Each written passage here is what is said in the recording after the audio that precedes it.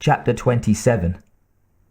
General Mavis, the aide said, "If I might have a word with you, in private, sir?"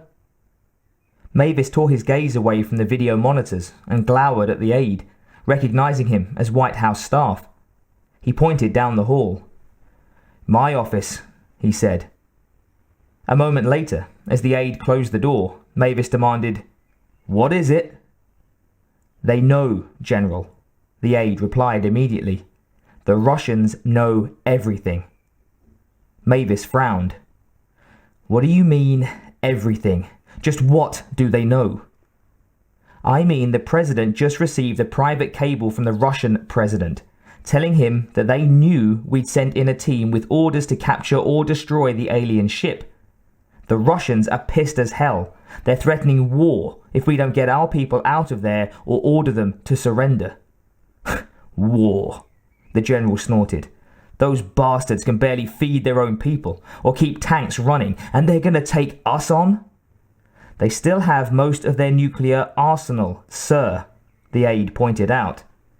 "Yeah, with an anticipated 70% failure on launch rate, thanks to their manufacture and maintenance, which they allowed for in building the damn things, even if only 30% get through.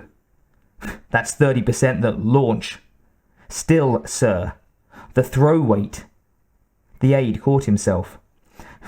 "Why are we arguing this? With all due respect, sir, we don't want a war with the Russians in any case." "And we aren't going to get one," Mavis retorted. "They get excited if someone says nasty words to the Serbs or buys a Lithuanian tractor, but we haven't had a war yet, have we?" He sat on the edge of his desk. "So what did the president say about this cable?" "Well, sir, he was ready to tough it out until some wonk from the DOD mentioned that it was General Phillips and that cop Schaefer running the show over there. You know how he feels about Phillips. And he wants the mission terminated, now." The general stared at the aide for a long moment, then said, "Shit. Any wiggle room?" "No, sir. Direct order." "He knows what we're giving up here." "He knows, sir. He also remembers that crater in Central America and figures the Russians aren't going to come out of this looking any better than we are. He's putting a lot of faith in how good these things are at covering their tracks." "Yes, sir, he is, but not without reason, given the past record." Mavis eyed the aide, but the aide didn't say anything more, didn't explain the statement. The lack of further comment and the aide's blank expression made it plain that this was the end of that topic. Mavis sighed. "Are we in contact with Phillips at present?" he asked. "Yes, sir," the aide said. "He's just now got his satellite uplink in full operation in the radio room of that pumping station." The general nodded. "Figures. I'd hoped that maybe he'd moved on to the primary site, and we couldn't reach him to pull the plug, but no such luck." "Well, if he's there, give him a jingle and tell him the show's closing out of town. He knows the procedure for pickup." "Yes, sir. Will that be all?" "Unless you've got some more bad news for me, yes. That's it. Thank you."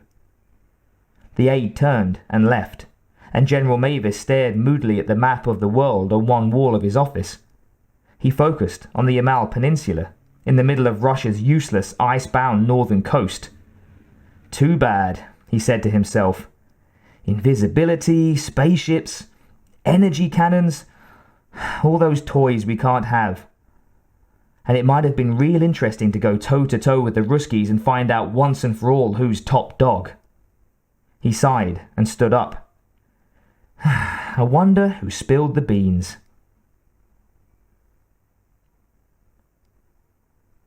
Rash ran a hand over the sleek leather upholstery. He'd gotten over his brief feelings of disloyalty about dealing with the Russians. After all, his government was up to some pretty dirty tricks here. But he was still adjusting to the reality of being here, on the other side of the world, in the Russian heartland.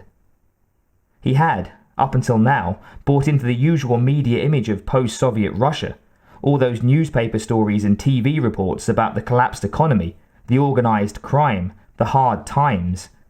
He had thought that the Russians were all on the verge of starvation, begging in the streets for bread and using their worthless rubles for wallpaper to keep out their infamous winters.